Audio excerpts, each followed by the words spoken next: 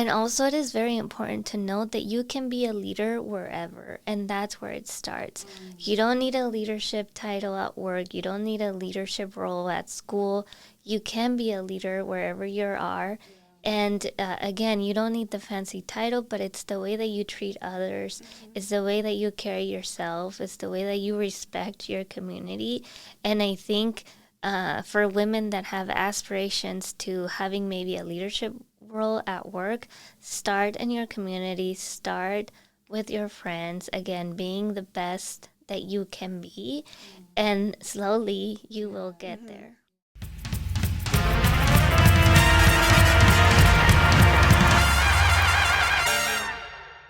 Hey Wildcats, my name is Nicole Camacho, and you are currently listening to UAZ Podcast. I'm here with my colleague. Today we have a very, very special guest, Jacquelyne. Thank you so much for coming on the podcast to inspire students here at the U of A. So please introduce yourself, tell us what you do, and yeah. Hello everyone, thank you so much for having me. This is very exciting. My name is Jacquelyne Vega. I currently serve as a project manager with the Office of Economic Initiatives at the City of Tucson. Thank you so much for coming on again. So to start the interview, what inspired you to work in this field specifically that you're in?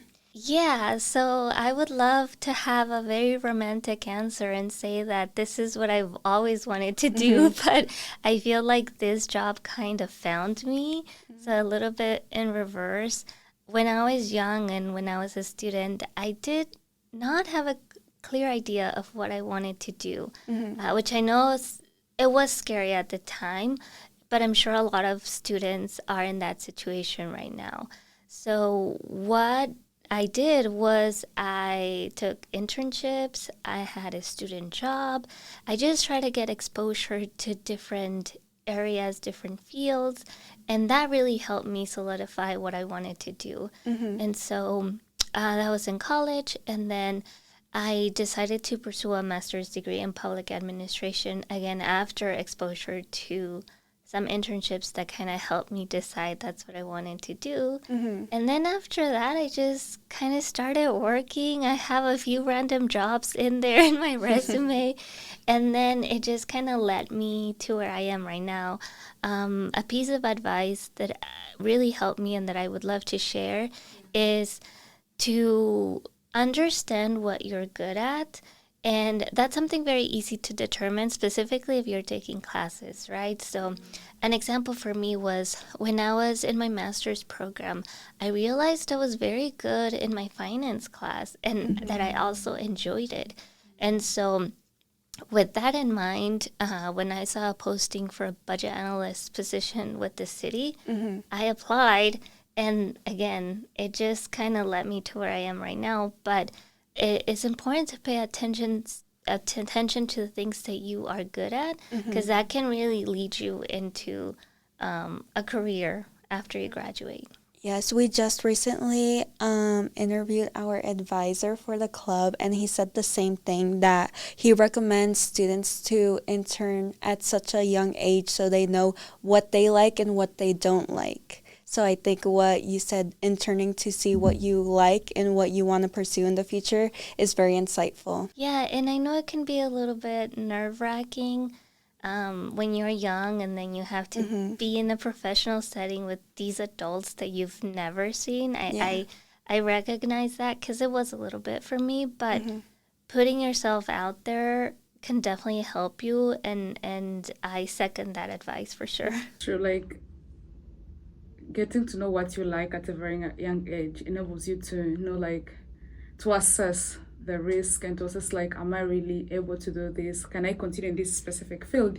Because sometimes we may admire things just from the outside, but when we do it, we kind of have the real life experience. So getting to do it earlier, it's very important. So as a project manager, what has been one of your favorite moments in your field? Oh, that's a very nice question. I think that I have a very special job because I get to work on projects where you see the concept, where like there's nothing, and then the end result. I think a lot of downtown Tucson. So when I was a student, downtown had nothing. Nothing at all. You would never go to downtown because there was nothing to do. But 10 years later, like downtown, it's so vibrant and it's so fun and there's so many things that you can do. And even though those projects were before me, one of my colleagues worked on a bunch of projects downtown. And so I think it's really cool how we get to see actual change happening. And that's very special because I know not a lot of jobs have that. So then how do you bring purpose and community impact into your leadership style, given that when it comes to project manager role, it's quite challenging and fun. Like you said, you give us some fun moments, but like at the same time, it's challenging in the way that you have to work on different tasks and you also work in a team, in a group. So how do you kind of help balance to bring purpose and impact in the community? I think it's very important to humanize your work, right?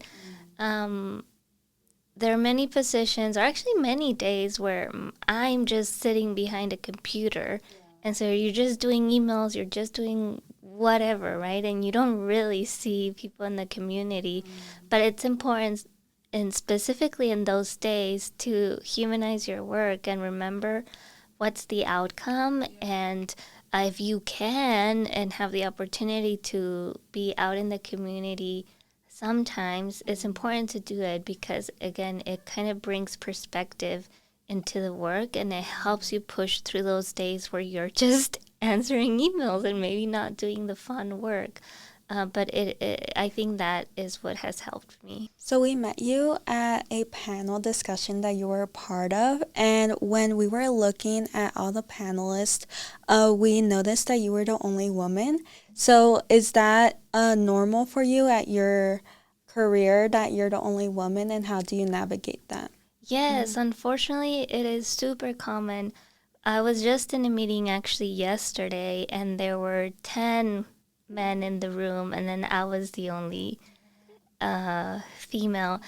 And so it can be challenging, but also I think there are very interesting things happening in our local leadership. Like if you look at our mayor, we have a female Latina mayor. If you look at our governor is female.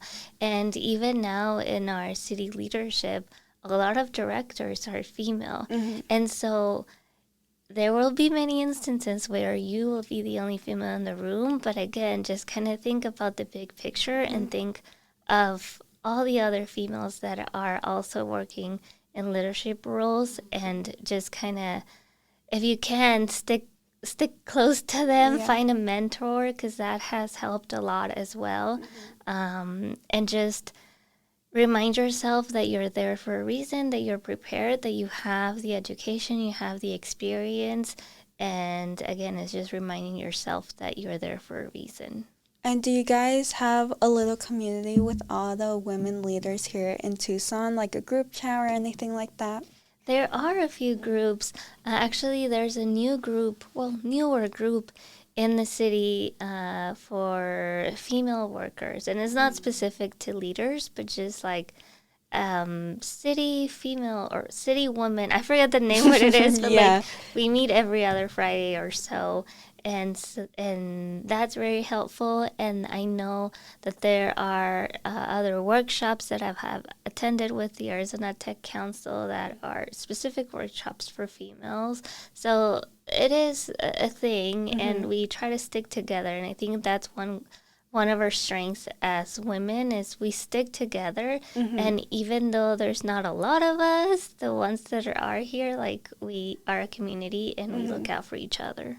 I was looking at your bio, and you're so passionate about empowering people through financial literacy and budgeting because you're in that department. So how can young people access some of this financial literacy so that it can tie into building a very stronger community and an equitable community, given that when it comes to young people, we face those challenges of knowing how to budget correctly. We may have less income, and then spend it on things that are not like useful at the moment because of peer pressure, because when we have seen our friends have done this and that. And so how can young people manage that? I love this question. The first thing is we have to stop being shy about talking about money, right? I'm not sure how things are right now with the younger population, but in my circles, young adults or young professionals, you never talk about money. And what I mean is, I don't necessarily need to know how much money you make, but be open about questions. For example, the other day, one of my friends asked me about health insurance, right? You have no one to talk about these things. And so it's important that we, among your friends or the people that you know, that we share the knowledge that we have. So the first thing is don't be shy about asking adults or peers about money and trying to get a better understanding of how to manage it. And then the second thing is now with social media, there are so many educational accounts and information is so accessible, and I think that is great. I follow a lot of, well, not a lot, but a couple of accounts that are just finance related. And that I think is amazing because, again, when I was younger, we didn't have that. And so there's a little bit more transparency and more access there. And then the last thing is there are organizations here in Tucson and nationwide that provide education on personal finance. Big shout out to one we have here in Tucson, Third Decade, which is the one I participate with. They're here in Tucson. They provide classes. They even have like a financial incentive if you complete the program. So there are resources, but you just kind of have to make it a priority. And I understand that when you have school and so much going on, of course it's not, but I would recommend that you keep it in the back of your mind. And as soon as you start making adult money, to make it a priority. I know you mentioned about like the online teachers, the online courses at the moment. That's great that we have all that accessible to us. But the challenge that I face is that you find like each time you go online and search for something specifically, there are a lot of people teaching about the same topic. And now you're like, which one is the truth? Because everybody is trying to monetize what they're doing. Every time, everybody is trying to attract views. Everybody is trying to attract people to listen to them. And so the other thing is like, just knowing like which one is the right one to take. Should it be like under an organization? Should you check like their background before listening to what they're talking about? Because everything may feel so good and sound correct, but when it's not the right information, that's the only challenge, because there are so many teachers around, so many noise, and you're like, which one is the right way? That's a very good point. There is a lot of information out there, and it's sometimes hard to filter through it. This is why I think it's very important to talk to peers about it, because your peer doesn't benefit anything from telling you, you know what I mean? So it's more personal.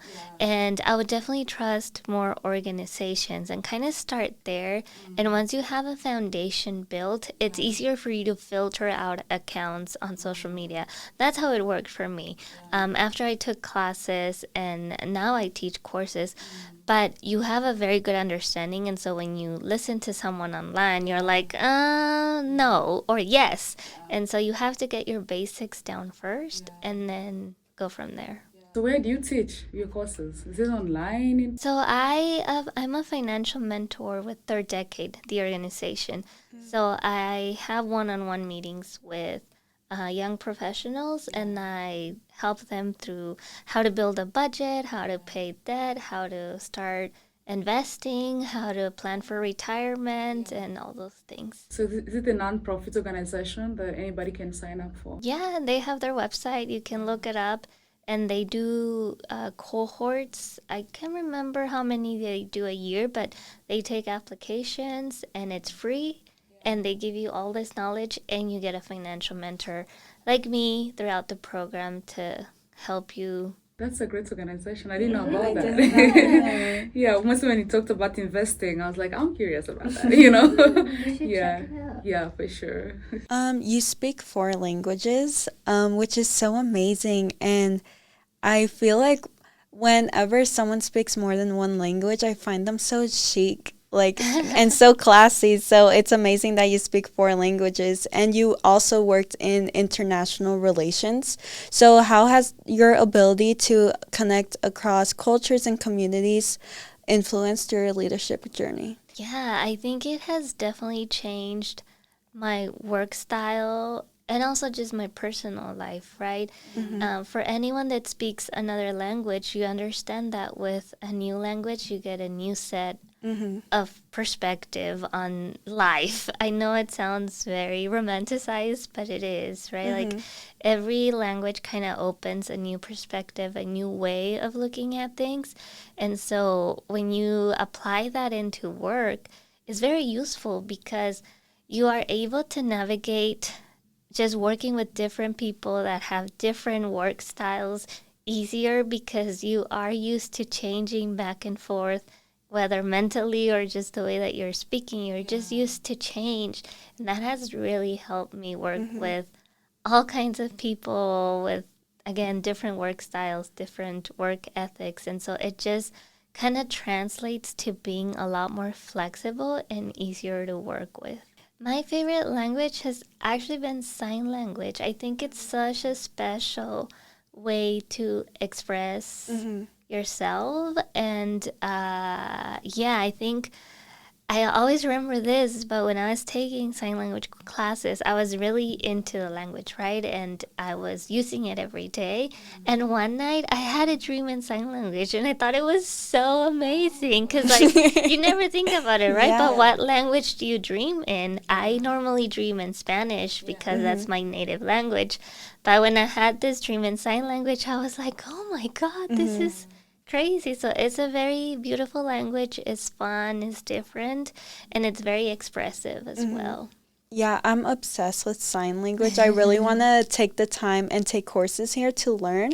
My mom, like you said, you can learn so much in social media. She's learning on TikTok, and it's just so cute and funny. I just think it's so fascinating how people are getting their education through social media. So after learning sign language, how do you see like that translate your daily life? Like when talking to people who are not using sign languages, like let me say how we are talking or conversing, just to your everyday life. Do you use that a lot, like to read the body clues? Does that help you after learning, like after going through the course? Oh, yeah. It's all about, like, in sign language is all about the way you use your body, right? The way you use your hands, your expressions, because again, it's a very expressive language with your body. And so, yes, that I feel like that helps me understand people a little bit better when they're saying one thing, but then they're doing something else with their body. I'm like, okay. And so, again, it just kind of makes me pay more attention to detail when I'm communicating with someone. So would you recommend students who are doing communications, who want to become public speakers, want to go in the industry of like podcasting or just anything like to do with humans, interactions, or social workers, will you recommend that they should take some sign language classes to just understand? I think it's great. And again, whether it's sign language or another language, just learning another one really helps you expand the way that you view things. And any language for that is great. I know you mentioned earlier, like most of the time when you're in meetings, you're always the only woman around. Like recently, you had a meeting where you're the only woman, and there are about like 10 men in the meeting. And currently in Tucson, like you said earlier, there are so many women in leadership roles, which is really great. But still, with those few that we have, young women are kind of very afraid to step into those leadership roles, given that we still have the bigger number of men in those great roles.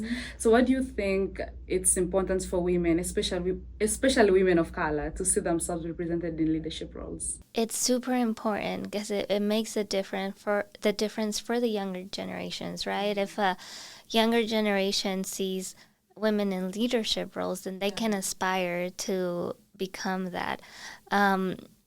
And also, it is very important to note that you can be a leader wherever, and that's where it starts. You don't need a leadership title at work. You don't need a leadership role at school.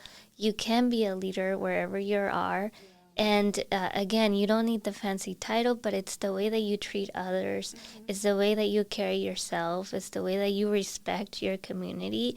And I think for women that have aspirations to having maybe a leadership role at work, start in your community, start with your friends, again, being the best that you can be, and slowly you will get there. Has there ever been any moments where you felt discouraged since you're always the only person, like a female with a different gender? Have you ever felt like discouraged not to maybe step into leadership roles? When I was younger, probably more than now, and it comes with being a little bit more mature now, and also when I was in my 20s, I'm small. I'm 5'2", I'm petite. I don't take up a lot of space because I'm small. That's just the way it is. Also, I don't speak very loud, not because I don't want to. It's just That's how you are. how I speak. And so there were many times when I was younger and I looked even younger than I was. And then I would get comments like, why did they send a student here? And I'm like, I'm not a student. I actually work for whatever, right? Yeah. And so I think it was a little bit challenging when I was a little bit younger because I looked even younger. So it's honestly, you just have to keep reassuring yourself why you're there and reminding yourself that, again, you are prepared for that job and that you deserve to be there. And it's easier said than done, but that's how you survive. And also little things like, I remember when I was younger, I would wear a little bit more makeup so that I would look a little bit older, or like maybe wear a little bit more professional clothes because that helped me. So just kind of be creative and see what works and see, what makes your life a little bit easier. But the truth is that it does get better. Men are very loud and they love to speak and they rarely give you the opportunity, but being assertive and being very aware of your qualities and what you bring to the table definitely helps. And not taking it like so personal, because like when you're in a group where everybody is so loud, you don't want to give you the space. Sometimes like you may take it so personal and be like, I'm not gonna do this anymore.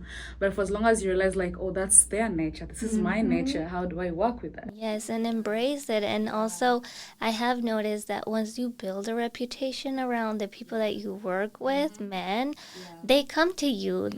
It comes a point where like they come to you because they know what you can do and they specifically ask for your help or guidance or whatever. And so I think focus on building a good reputation, having good work ethic, and also just letting your work speak for yourself will make a big difference. Yeah, I really love that, because each time I listen, I usually follow the Diary of the CEO, and you hear some of them on their podcast saying that you have to fake it until it becomes part of you. But here you're telling us like you have to embrace who you are, because sometimes even if you fake it, you lose it and you lose yourself in that. But like embracing it and realizing that that's who you are by being better and great at your job as well. Yeah, and women have a lot of qualities that men don't. And again, if you embrace those, that's really what makes you stand up, because you have these qualities that others don't. And so it's important to stay true to who you are and let your work speak for itself. You have lots of wisdom for us and also the students here listening.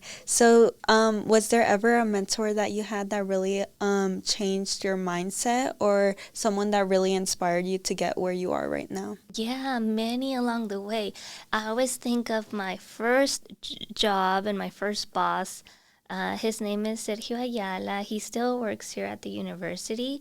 And again, I graduated when I was 22, so you're so young, you're starting a new job, it's so scary or whatever it is, right?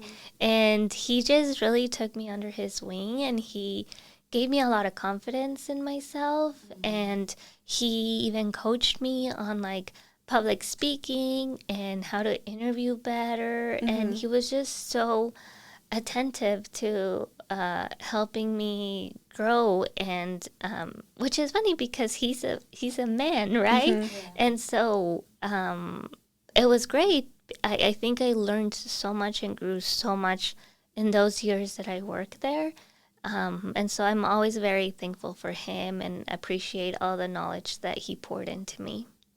I'm glad you had that support. I feel like everyone should have some type of support at home or even at work, so they can not only improve themselves but improve their life in the future. So, for our last question for the interview, for students and young professionals listening who want to make a difference, want advice, what advice would you give them about leading with authenticity and creating change in the community? Yeah, I mentioned it briefly before, but start being a leader where you are.